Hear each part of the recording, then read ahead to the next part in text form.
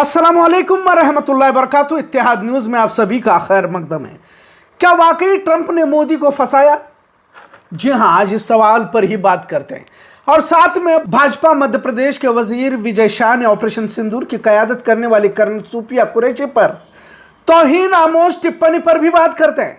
शुरुआत से ही कहा जा रहा था कि पहलगाम हमले का बदला लेना चाहिए और भारत की आवाम की मांग थी, लिहाजा ऑपरेशन सिंदूर को अंजाम दिया गया।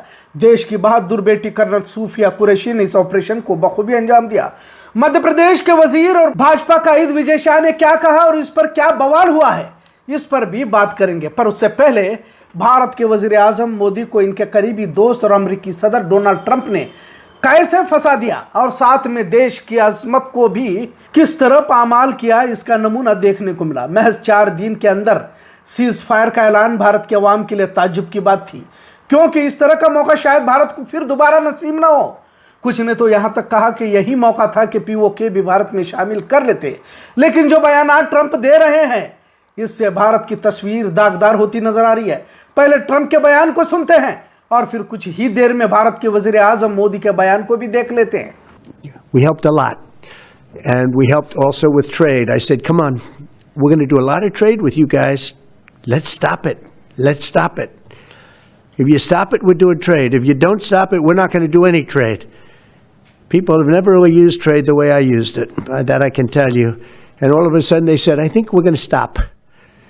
जब पाकिस्तान की तरफ से गुहार लगाई गई, पाकिस्तान की तरफ से जब ये कहा गया कि उसकी ओर से आगे कोई आतंकी गतिविधि और सैन्य दुस्साहस नहीं दिखाया जाएगा, तो भारत ने भी उस पर विचार किया। और मैं फिर दोहरा रहा हूं, हमने पाकिस्तान के आतंकी और सैन्य ठिकानों पर अपनी जवाबी कार्रवाई को अभी सिर्फ स्थगित किया है। आपने देखा कि ट्रंप कह रहा है कि अमेरिका ने मुदाखलत की और सीज फायर किया और कहा कि अगर आपको तिजारत चाहिए तो जंग रोकनी पड़ेगी, आप जंग जारी रखेंगे तो तिजारती ताल्लुकात तोड़ दिए जाएंगे। मतलब एक तरह से धमकी दी जा रही थी। डोनाल्ड ट्रंप का भारत और पाकिस्तान की जंग में किसी तरह का कोई ताल्लुक नहीं है और थोड़ी ही देर में भारत के वजीर आजम कहते हैं कि पाकिस्तान ने गुहार लगाई कि जंगबंदी हो जाए, मतलब सीज फायर किया जाए और भारत ने आने वाले दिनों में किसी तरह की दहशतगर्दाना हरकत न हो, इस पर बात को मान लिया है।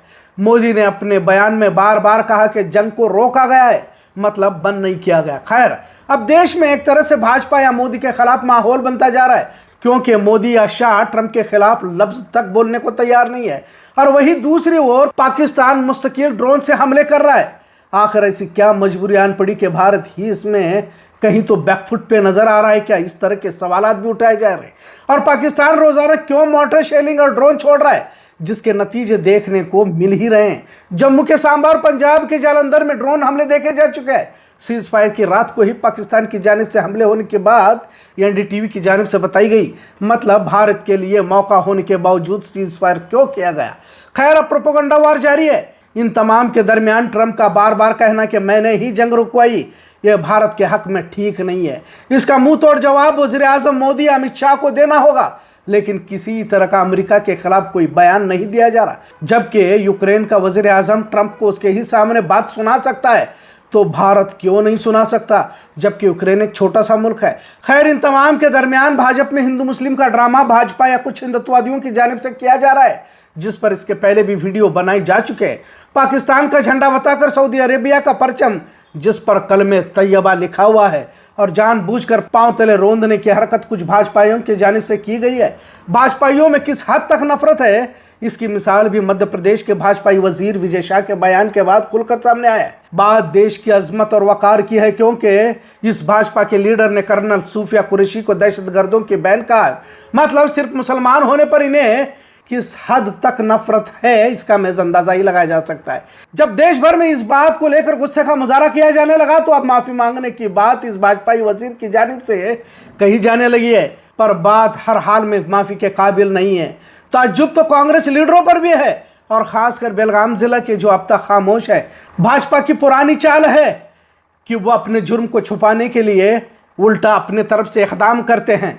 लिहाजा अब तिरंगा यात्रा निकालने का ऐलान किया गया है। अब इस पर भी विपक्ष की जानिब से तंज किया जा रहा है। यकीनन सभी को ऑपरेशन सिंदूर पर जश्न मनाना चाहिए, पर क्या कर्नल सूफिया कुरैशी पर जो अल्फाज इस्तेमाल किए गए इसे जानबूझकर नजरअंदाज किया जाएगा, इसलिए कि कर्नल सूफिया कुरैशी मुस्लिम है। खासकर बेलगाम ही की बहू के तौर पर बेलगाम शहर को भी मकबूलियत देश भर में हासिल हुई है, और वो मकबूलियत सूफिया कुरैशी की तरफ से ही तो हासिल हुई है।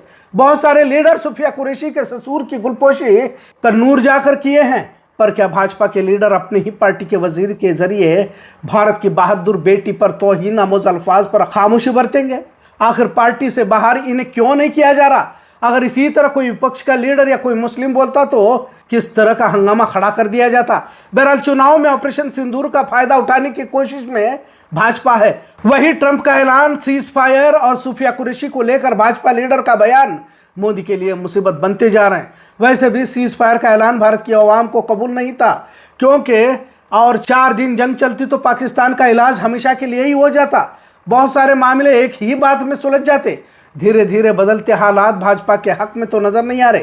कांग्रेस और विपक्ष सूफिया कुरैशी के मामले को लेकर और अच्छी तरह से घेर सकती है, पर विपक्ष का धीमा रद्द-ए-अमल देखने को मिल रहा है। जो भी हो, पर भारत पाकिस्तान जंग ऑपरेशन सिंदूर की कामयाबी को सियासी मसला तो बनाया जा सकता है, लेकिन इससे पहले पुलवामा का भी चुनावी फायदा उठाया गया।